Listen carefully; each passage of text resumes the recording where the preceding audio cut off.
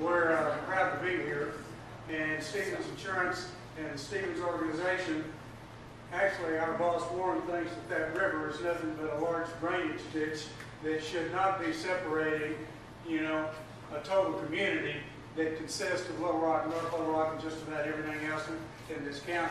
Otherwise, you know, as a very visible evidence of the Stevens support is Dickie Stevens Stadium, and it's on this side of that river. So,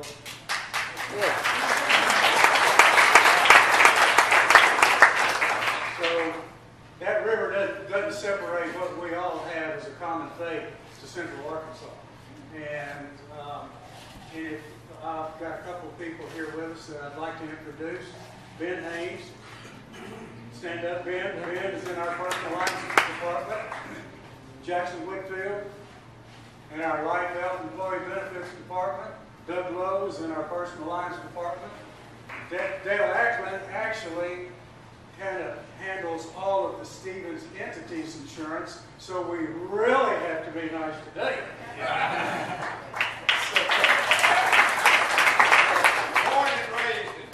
Born and raised in North Little Rock. So, I'm 65. But like I said before, we're very happy to be here and proud to sponsor this.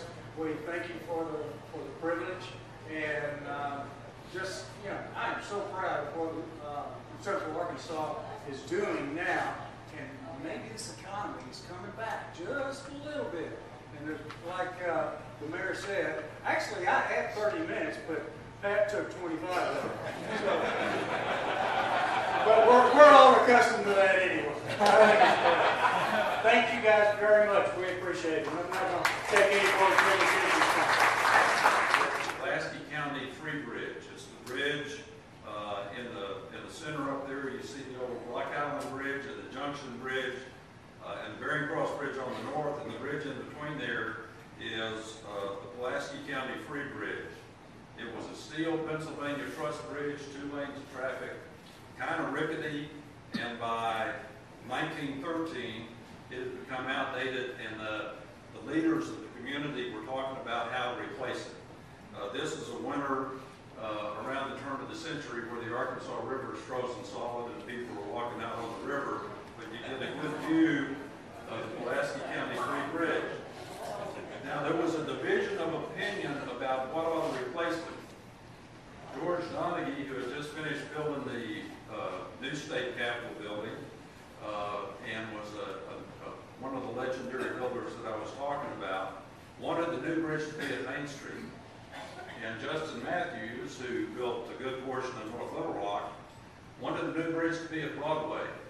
And the way you built bridges back then is you formed improvement districts. The Arkansas legislature formed improvement districts, and you levied property tax to build roads.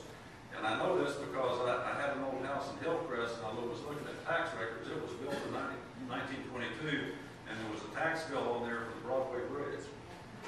Okay, and so that's how we built the Broadway and the Main Street. We talked about a little bit about what the community told us in the design competition. We had 2 categories: one, original designs that were submitted, but then we had a Facebook page where people sent in their ideas about their favorite bridges from all over the world. We had over 1,600 people vote on the original submittals, and nearly 900 people voted on our category 2, which were the existing bridge submittals. So the top vote getters in category 2 at the top is the Chain Bridge, which is a suspension bridge in Budapest, Hungary. The big cable stay bridge off to the side is at Cape Girardeau, Missouri, and it looks very, very similar to the bridge down at Lake Village that Arkansas and Mississippi just built over Mississippi. The rendering in the city is one of the suggestions that Garver engineers had in their submittal to the highway department for a partially cable stay bridge, and then down lower Pont Neuf, we've already talked about, and then an arch bridge that is being built in Minneapolis, St. Paul. So those were the top vote getters. The original submissions, an arch and suspension bridge by Randy Murphy with Cromwell Architects, tied with this cable stay bridge that Bob Baum suggested, and Bob works for the Corps of Engineers. And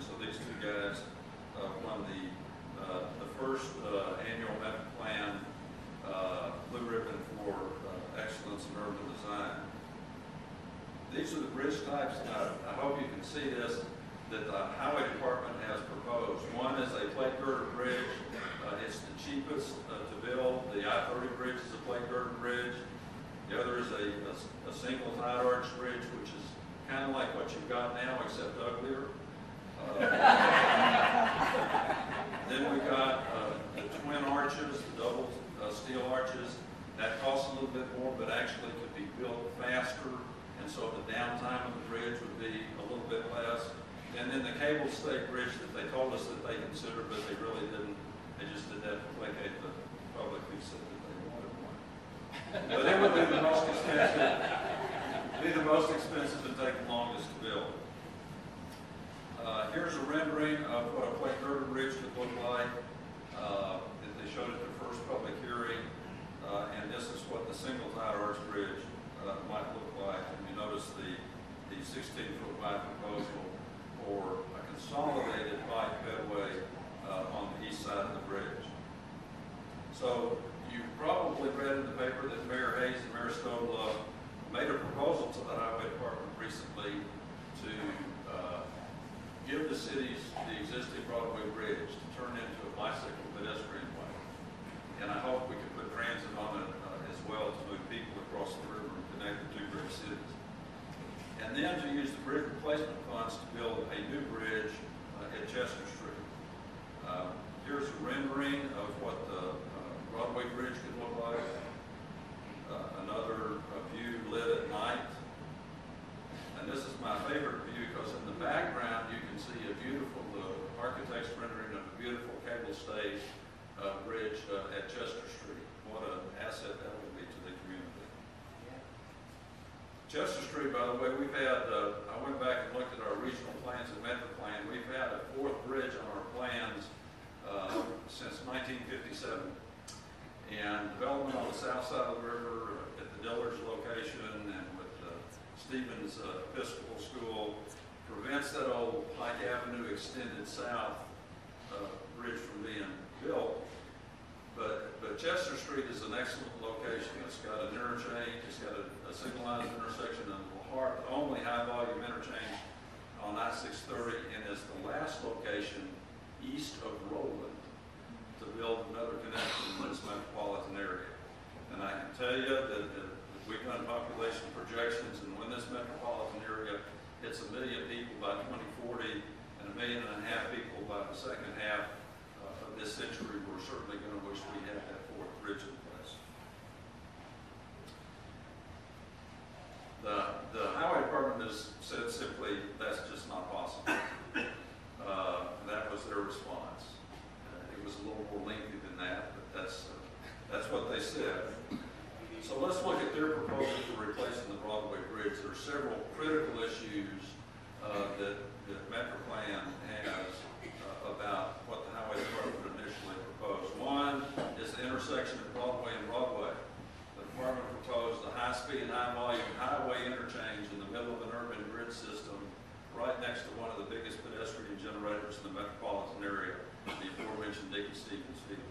We think that's an inappropriate kind of design for that location and would undermine the viability of the ballpark and the investment that the community's made in it. The new bridge will connect directly to the Arkansas River Trail. This is one of the finest bicycle pedestrian trails in the United States, something that attracts business to this metropolitan area, something that both cities should and the county should be very, very proud of. And what the department has proposed is 16 feet of bike pedway. Now, if you've been on the Big Dam Bridge at the Two Rivers Bridge, when it's crowded, those are 14-foot wide bridges. It's chaos up there. And this bridge, we think, will be every bit as heavily utilized and connecting to a nationally known trail, and it's going to be there for 100 years. We ought to spend the money to do something adequate, something that we can be proud of, and something that will attract bicycles and pedestrians to that bridge. Our department